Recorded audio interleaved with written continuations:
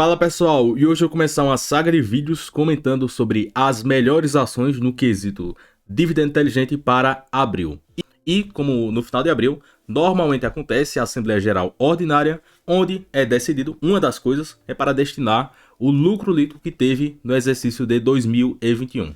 Consequentemente, a lista é extensa e tem bem mais de 30, 40, 50 companhias que costumam anunciar dividendos. Então, vou tentar comentar sobre as principais companhias e hoje vou comentar aqui sobre 3 ações. Mas antes disso, já peço a sua inscrição para acompanhar a minha jornada de investimentos. E apenas um resumo, o que é essa tática do dividendo inteligente, o pessoal reclama, mas quando vem na prática, de fato funciona. Porque o pessoal quer comprar na semana da Datacom ou no dia da Datacom e acaba pagando caro pelo ativo. Então, normalmente, vamos mapeando quando uma determinada companhia anuncia dividendos. E para o mês de abril, várias empresas anunciam.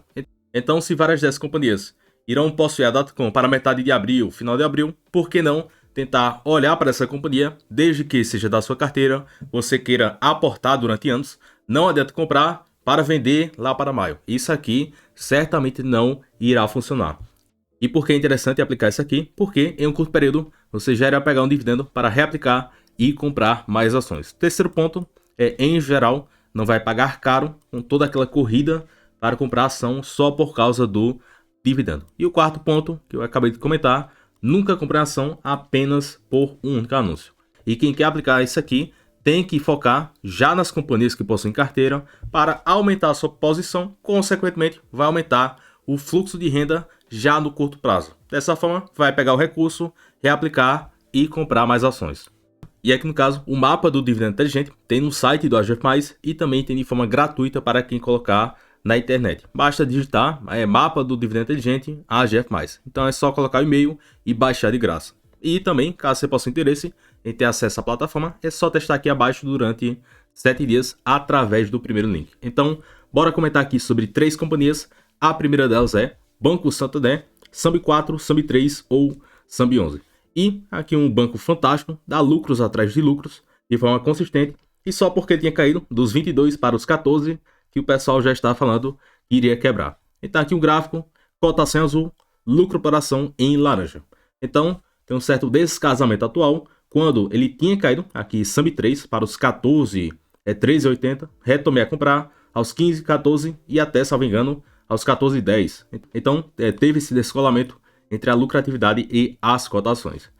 E aqui no caso, o Banco Santander é um dos mais rentáveis aqui do setor, terminaram 2021 com ROI médio na faixa de 21,2%, sempre foi um bom pagador com dividend yield atrativo, e aqui nessa linha em preto, ele não menciona o dividendo extraordinário, porque em alguns anos, 2013, 15, 19, o yield teria sido de 15,1%, 11,3% de yield, e 6,4% de yield em 2019. Então, só com o mínimo, o Santander ainda paga um dividendo atrativo e quando anuncia um payout um pouco maior, passa de 10% facilmente. Outro ponto é que ele deu uma leve subida, então quem souber aproveitar, aos 15 alguma coisa e SAMB3 aos 14, pegou num bom preço. Porque após essa alta, SAMB4 hoje está próximo dos 18 e SAMB3 próximo dos R$16.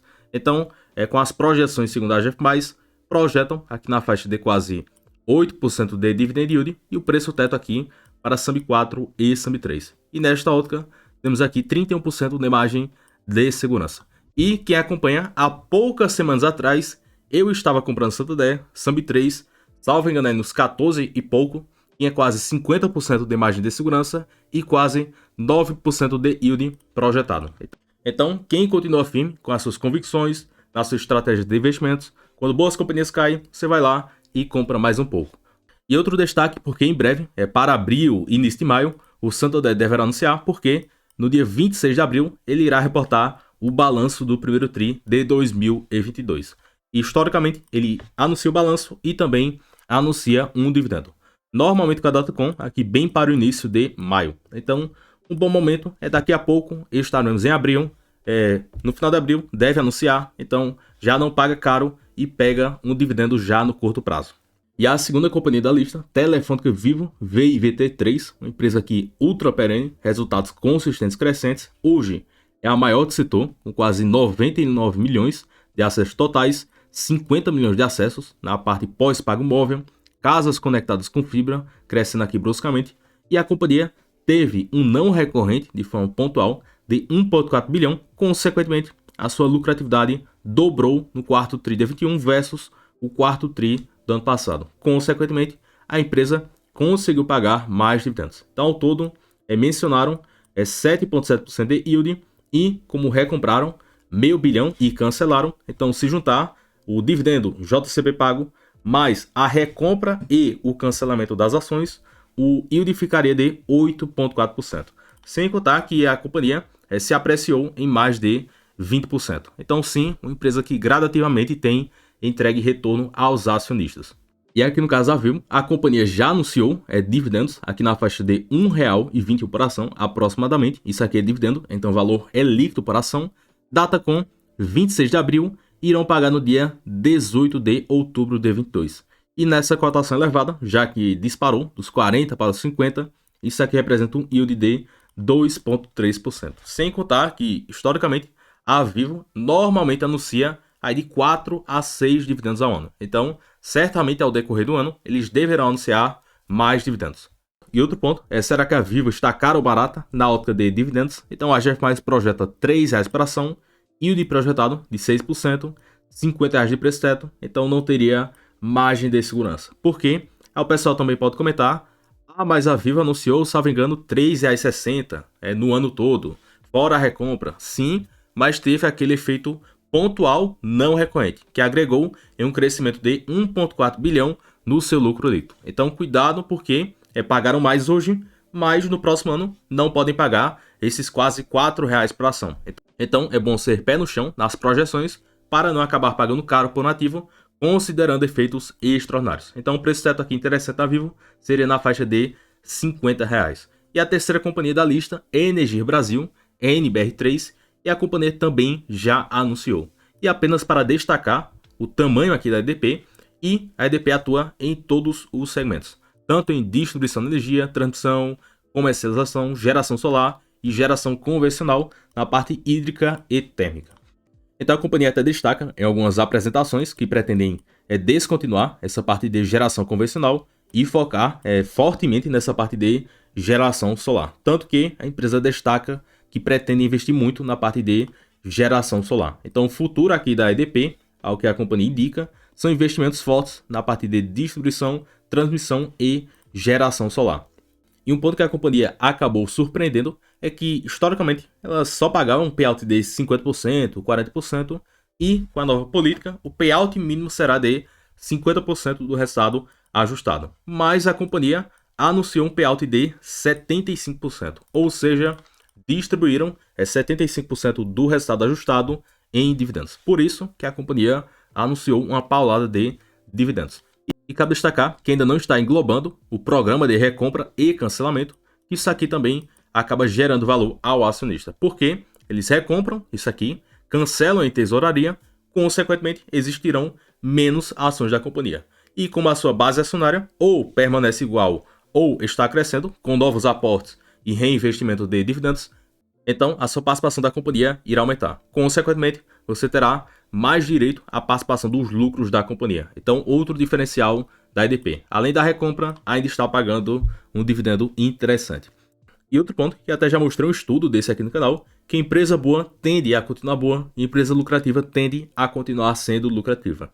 Momentaneamente, os lucros podem cair, mas a empresa ainda continua lucrativa. Então, aqui no caso da EDP, se puxar os últimos 10 anos, sempre a companhia deu lucros e, se comparar nos últimos 10 anos, a lucratividade cresceu a uma taxa média anual de 13,1% ao ano. Então, um crescimento aqui bem interessante para uma empresa de energia.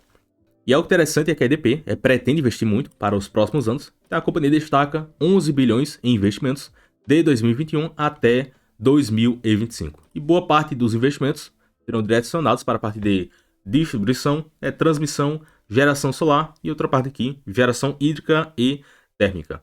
E a companhia destaca que o EBITDA, ou seja, os lucros, antes de juros, impostos, depreciação e amortização, deverão crescer a uma taxa de 8 a 10% ao ano em média. E caso a companhia permaneça com as suas margens, então é de se esperar que a lucratividade cresça a uma taxa de 8 a 10% ao ano. E de fato, a companhia tem entregue esse crescimento de lucratividade nos últimos 3, 5 e 10 anos. E mais além, a companhia tem entregue acima desses 8 a 10% ao ano que a companhia espera. Então, esse quadro aqui à direita, a companhia destaca que espera que 40%, quase 40%, seja oriundo da parte de distribuição, geração convencional 20%, geração solar e comercialização representando 10% do resultado, a partir de transmissão de energia representando 18% e geração térmica 12% do resultado operacional. Então, um ponto positivo para quem tem visão de longo prazo na companhia. Não adianta entrar para pegar esse dividendo e depois vender a companhia. Porque se a empresa é boa, está investindo, está entregando resultados, está pagando dividendos, para que vender esse tipo de companhia? E aqui no caso a EDP anunciou quase R$ 1,40 líquido por ação, data com 5 de abril, irão pagar até 30 de junho de 2022. E esse dividendo representa quase 6,5% de yield nessa cotação atual.